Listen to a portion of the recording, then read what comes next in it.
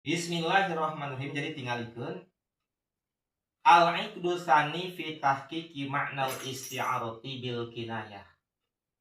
Aya dina bab anu kadua urang rek ngajelaskeun, rek nganyatakeun, rek ngajelaskeun kana makna isti'arah bil kinayah.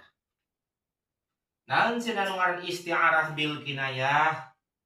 Ieu ittafaqat kalimatul qaum. Jadi sadaya ulama ahli bayan tos sepakat bahwa idza syubihamruun akhara min ghairi tasrihin bi syai'in min arkani tasbih.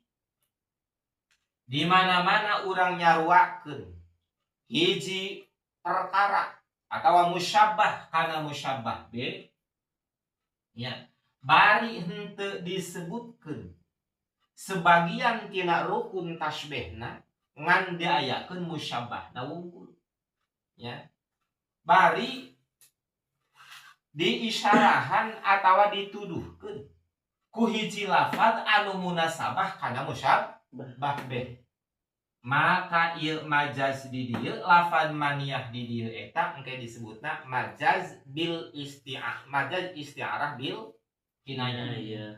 Sekali deui nya nyaruakeun lafaz maniyah di dieu contoh al-farul maniyah nasibat bi zaidin. Lafaz maniyah di dieu eta kan disarupakeun kana lafaz sabu. Lafaz naon cenah? Sabu. Lafaz sabu. Lafaz maniyah musyabbah, lafaz sabu musyabbah. Nya.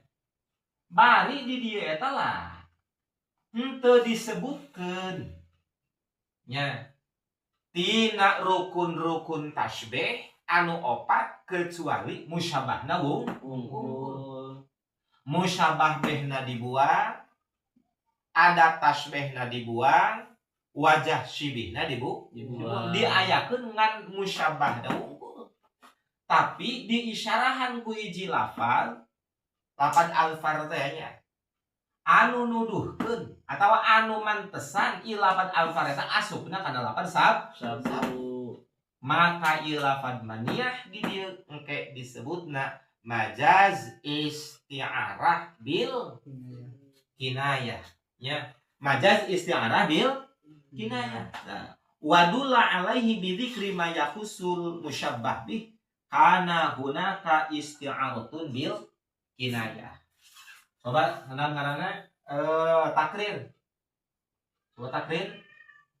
Subihal maniyah bis takrirna subihal maniyah bisabu bijami